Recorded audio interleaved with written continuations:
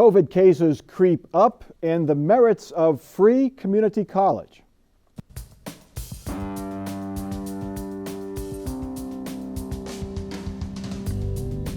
Joining us on Columbus on the Record this week, Joe Ingles, State House correspondent for Ohio Public Radio, Mike Gonidakis, Republican strategist, and Sam Gresham of Common Cause Ohio. After weeks of slow but steady declines, COVID cases in Ohio are creeping up once again.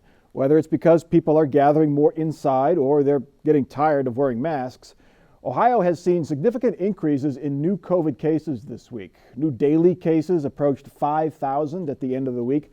COVID hospitalizations have risen. And for the first time in 2 months, the state's COVID spread rate per 100,000 people has increased. The news comes as younger children start getting the COVID-19 vaccine. Joe Ingles, what's the concern level of state officials with regards to this latest, hopefully temporary uptick in cases, but it's an uptick nonetheless? Well, state leaders are very concerned about it, Mike, because the problem is that we have under 60% of our population vaccinated at this point. And not only that, we have the issue of people going back inside because it's getting colder outside. So they're going inside and people are just tired of wearing masks. So, you have a lot of things that health officials are worried about. We are seeing students, especially that 5 to 11-year-old group, we're seeing them get vaccinated. 34,000 kids in the past week got vaccinated, but there's a lot of kids even in that age group. So when you start looking at all of the potential problems that could come about in the next couple of months with family and friends gathering for the holidays, the COVID rate could go high, and that's what state officials are worried about. Sam Gresham, we're seeing, just anecdotally, when you go to the store, I'm seeing more and more people shunning the mask. I think when the latest mask mandate came out, when the Delta variant was raging in September, people put the masks on, and now I think it's getting tired. The people are getting tired of it again. Do you see that, Sam? Yes, I do, and I also think it's disrespectful and crazy. It's disrespectful to us who are concerned about catching COVID, and some of us have our immune systems that are compromised. So it's not a nice thing. And it's not a political thing. The ignorance that goes with that, as if they cannot get the COVID, is showing up all across the country. And most of the people who are dying now in the smaller communities don't have vaccinations and don't wear masks, and they're dead. It's not a political thing. It's things we've been doing for years and years and years. Mike Gonidakis, you've always been opposed public mandates, government mandates on masks, on vaccines, thinking it should be a person's choice. You yourself have supported vaccines and mask wearing where appropriate. Is there anything left for government to do? They're not going to do it, start it now. The DeWine administration is not going to do anything now if we see another spike, right? Yeah, I don't think the administration can or will do anything. We have a new law in Ohio that I think limits the governor what he can do. I don't think the president will do anything outside of what he's already said. But Mike, as I've said before on your show, respectfully, COVID is here to stay. Some will get it. Some are going to die from it. Look, those who got the shot, want the shot, have received it. Those who don't, won't. An article that was circulated that Cincinnati Public Schools seen the biggest spike in COVID cases. Let's put that in perspective. It was 67 new cases last week. There's 36,000 kids who go to Cincinnati Public Schools. That's 0.0001%. Check my math, but I think that's right. So look, there's going to be 100,000 people at Ohio State this weekend rooting on the Buckeyes.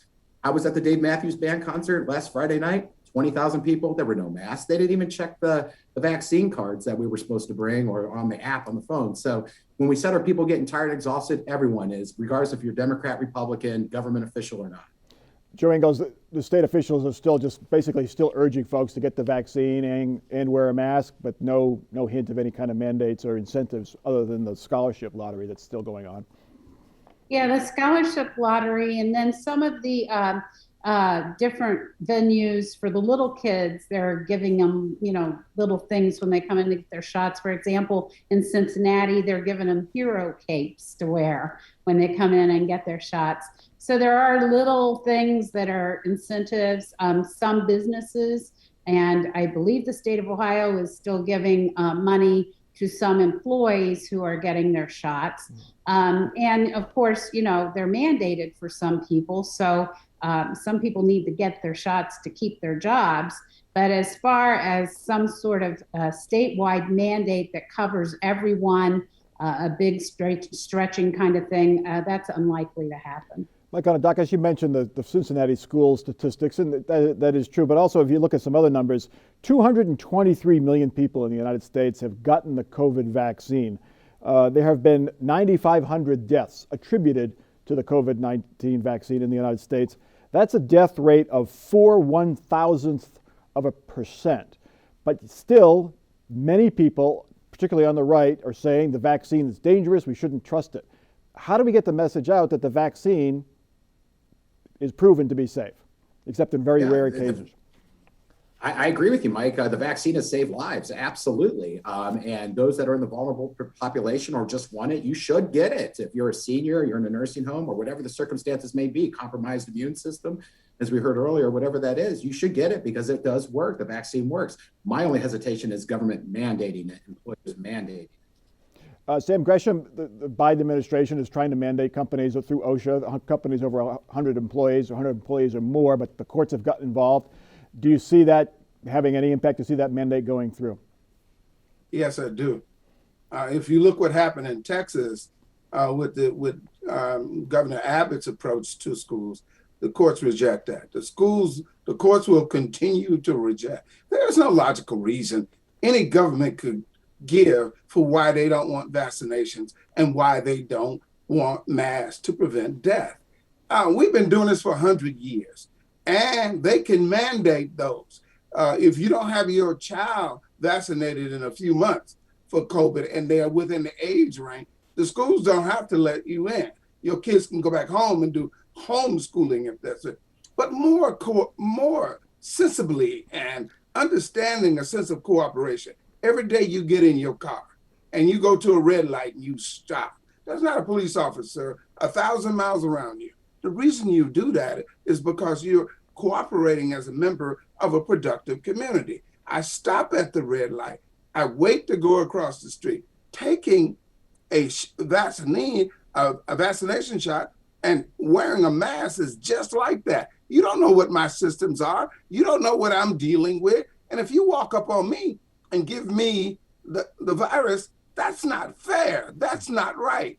Now, I'm trying to find a way to civilly sue somebody if I found out they've done that and one of my family members gets the virus. All right. Let's get to our next topic. The public had its first say on the congressional redistricting process this week. Lawmakers held hearings on the proposed congressional maps. The two maps, one proposed by Republicans in the House, the other by GOP senators, create 15 districts, while experts say some of the districts are more competitive than the current map, which isn't saying a whole lot. Republicans have clear advantages, they say, in 13 of the 15 proposed districts. Democrats have their own maps out there, and they hold out hope for a compromise. The deadline to approve new congressional maps is November 30th. Sam Gresham, you're involved in this process through Common Cause. Is there a chance for compromise here in the next week or so? I don't know if it will hurt you. I went to the hearings this morning and I testified. No, there's no grounds for compromise at all. The Republicans have an air of arrogance that's unbelievable. The Republicans have totally dismissed the community in its view on what it requests. I want to remind you, 71% of the people in the state of Ohio on the first vote supported this, and 75% on the second vote. You should come down there and listen to the way they treat people, how they dismiss people, how they hurt people's feelings, how they play with numbers around the edges with this. And the final thing, Michael, I'm going to say this to you. They were who we thought they were. And let me explain what I mean. They're in a groundhog piece of legislation that will recycle every 36 months until we get what we want. Now, there are two maps, a 4-year map and a 6-year map. Now, I want you to remember that 4-year map is going to be during a re-election period. And we're going to take advantage of it to highlight the incompetence, the arrogance of the people who are running this. They're not getting away with this. We're much closer than we've been. Now, I believe we're going to get a friend in the Ohio Supreme Court. And I think they're going to prescribe more than what the Republicans think they're going to get. Mike Gonidakis, to that point, the voters did overwhelmingly vote for the package that's here and the lawmakers are operating under, which does allow for the escape route of a 4-year map. But lawmakers don't seem to be too concerned with the issue of redistricting as an electoral issue. Is that correct? I think they are. Well, but Mike, I'm asking Mike Gonidakis. I'm sorry. Yeah, go ahead, Mike. I'm sorry. Mike. Have we lost Mike Gonidakis? We may have. Joe Ingles, what's the mood down there at the State House? Are lawmakers at all afraid of blowback if these maps do not get public support like they did in the ballot issues? Well, the lawmakers don't appear to be afraid of losing support. Especially the majority lawmakers, they say that they're doing exactly what voters wanted.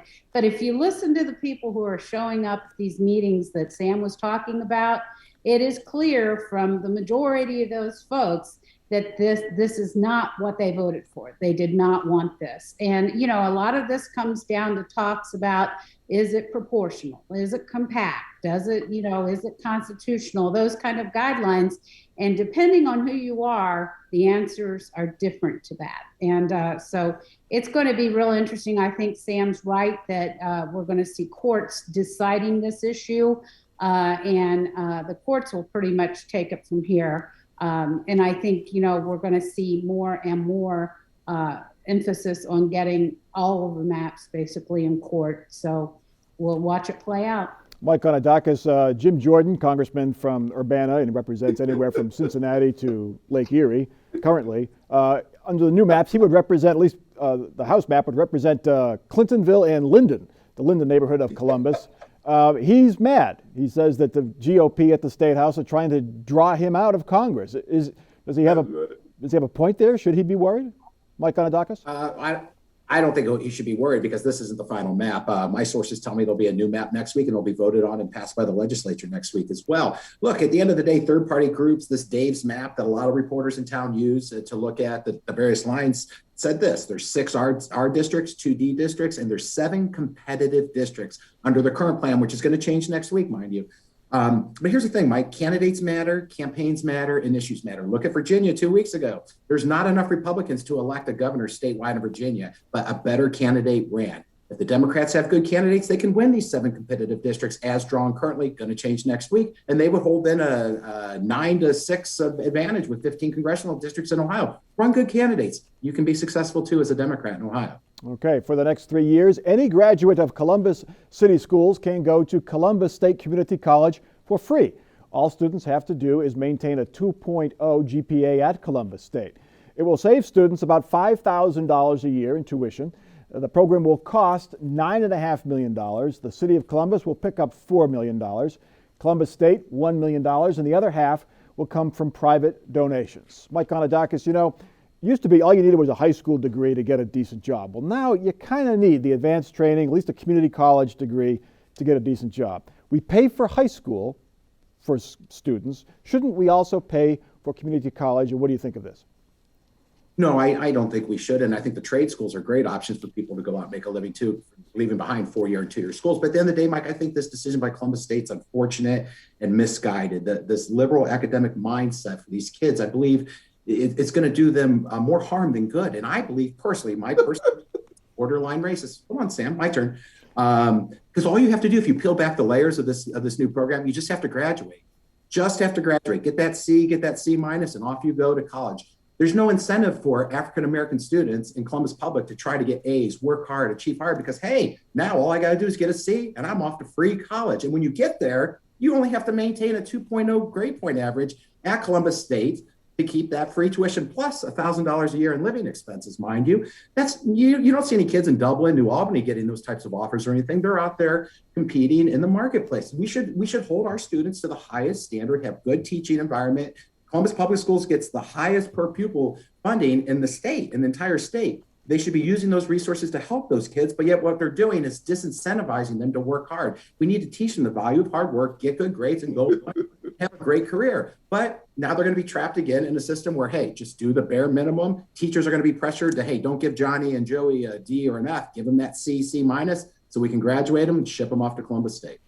I think some of that pressure also happens in Dublin when it comes to getting into the Harvards and Yale, but that's another topic. Sam Gresham, I take it you support this as a way to help those folks get into college. The arrogance of you, Mike, telling what kids in the Columbus public schools can or cannot do. I think it's stupid to say that giving a kid tuition and to go to school is wrong. How do you I didn't say that? My turn now, Michael.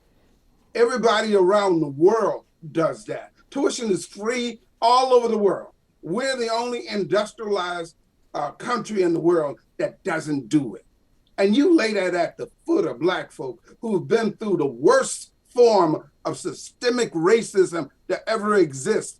And any assistance that you give them to overcome the obstacles that have been put in front of them is a gift. And they appreciate it beyond belief. And now that 2.5 that you talk about, all the students in the school, not just the Black students, adhere to that. And all of the students in colleges or four-year school adhere to a 2.5 before they punch you out. So you don't know what you're talking about. Sam, the bigger debate about free college, shouldn't students, basically perhaps a means testing or something like that, but shouldn't adult students have some skin in the game when it comes to going to college? Shouldn't they have to contribute some of the financial resources to go to college so they have the financial incentive to do well and to make use of that college education? Because they're going to benefit from it when they graduate. Well, Michael, I'm an example of that. I punched out when I first went to college, and my rescue plan was to go back to Malcolm X City College. And Malcolm X City College rescued me. Now, I didn't need the tuition that they paid. That they're going to be paid now. I worked at night and I went to school during the day. So community colleges is a place where a person can rescue himself. Now, when you say skin in the game, I don't know. Some people have a capacity to work and go to school. Some people don't. And the margin is so close on some people, if you require them to work, they're going to fail. Now, the only reason we're talking about whether they should have some skin in the game is because the majority of the students are going to be Black. If the majority of students were white, they wouldn't be asking white students to have any skin in the game. But now let me say one more thing and I'll shut up. Some white students in Franklin County are going to take, a whole lot of them are going to take advantage of this. Mike Gonidakis, this private money here, half of this funding for this program is coming from private sources. Some major companies are contributing because they say they need students to go through this community college to get the training they need to become good employees.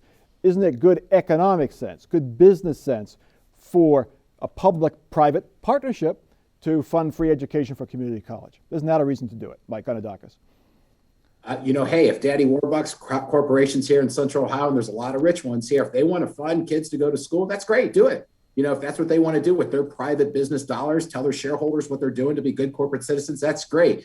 What the issue is with the public side of our tax dollars, yours and mine, Sam's and Joe's, it is the question that we need to be asking ourselves, is this the best use of money? We're already pouring in countless dollars of our tax dollars, rightfully so, to Columbus Public Schools, but now they're going to get a free ride to go to Columbus State with just getting a 2.0 average. So, that's the question we need to ask ourselves. If the private sector wants to fund a million different things, that's great. It's the private sector, private dollars. It's the public side that we need to be worried about because it's our tax dollars.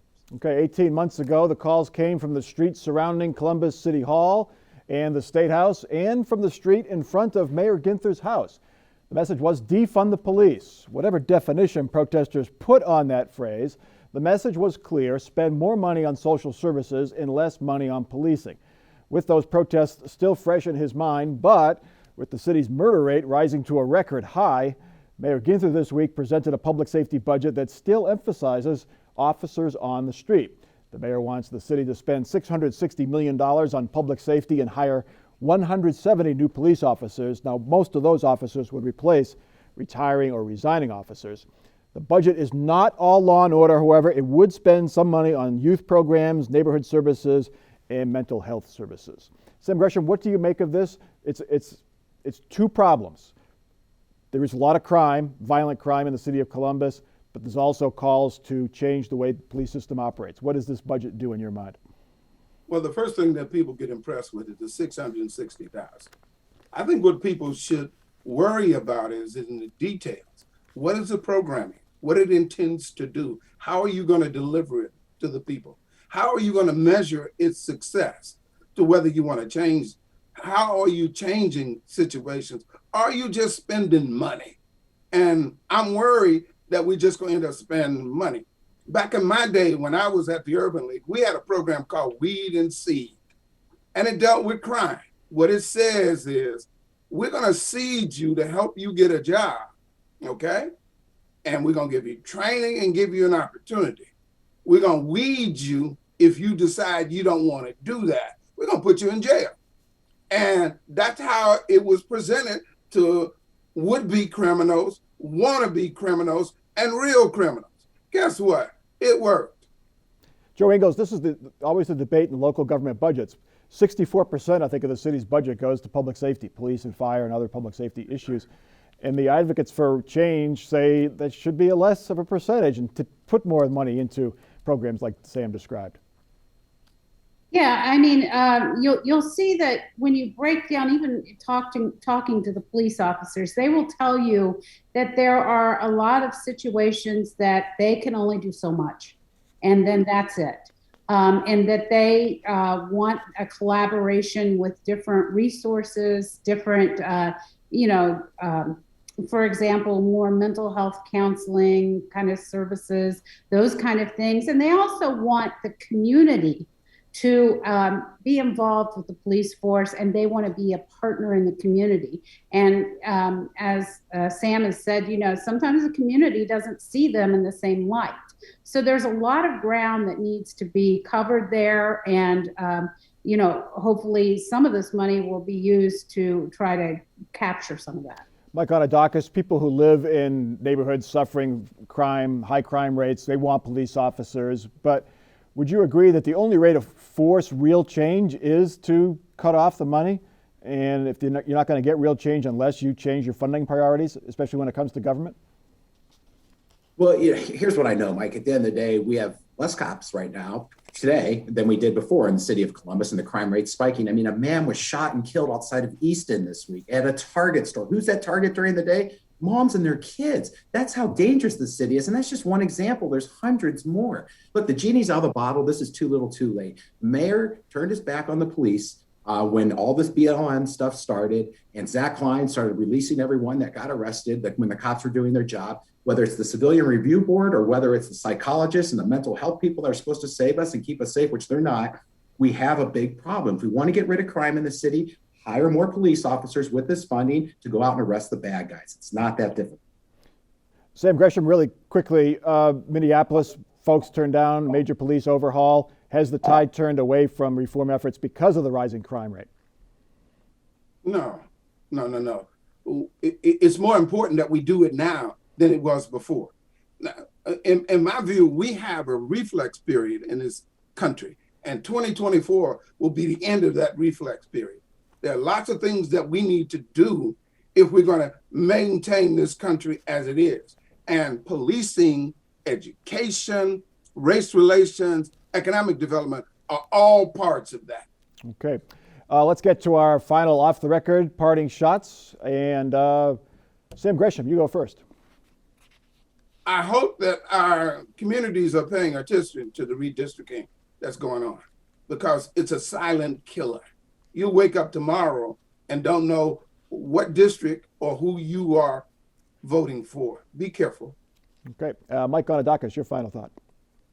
Back to Columbus State, Michael. I think our state auditor needs to take a look at the finances at Columbus State. Just a couple years ago, Columbus State decided our property taxes need to be raised so they could build new buildings at Columbus State. I don't see any cranes. I don't see any new buildings, but yet now we have free tuition on campus. We need to look and see what's going on, because our property taxes for those of us who own homes in Franklin County were raised to build buildings. And Joe Ingles, your final thought. Mike, I think one of the things that they're going to really have to work at too, in addition to if they give free tuition, what they need to do too is maybe look at these kids that they're serving and try to figure out what kind of advisement they need for college. What do they want to do with that the classes that they get?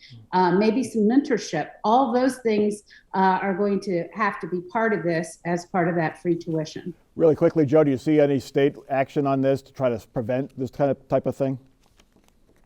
Oh, I don't know. The state right now, they're talking a lot about the school vouchers. That's a big deal down there. And I don't know. Who knows what the legislature, Yeah, you can see them arguing that all Franklin County residents should get a crack at this, not City of Columbus, but whatever. Hey, I was in New York City last week, always a very different scene than the one we have here in Ohio, but it was even more different. Everyone was wearing a mask everywhere. Every restaurant, every museum, every public venue checked our vaccine ID cards. We couldn't get in if we didn't have one. I didn't see any fights. And every crowded restaurant we visited seemed to be fully staffed. No extraordinary waits to be seated or to be fed. And coincidentally, New York's COVID case rate is half of what Columbus's case rate is. That is Columbus on the Record for this week. Check us out online. We're also on Facebook and occasionally on Twitter. And you can catch every episode on demand whenever you want to watch. That's our website, wosu.org. For our crew and for our panel, I'm Mike Thompson. Have a good week.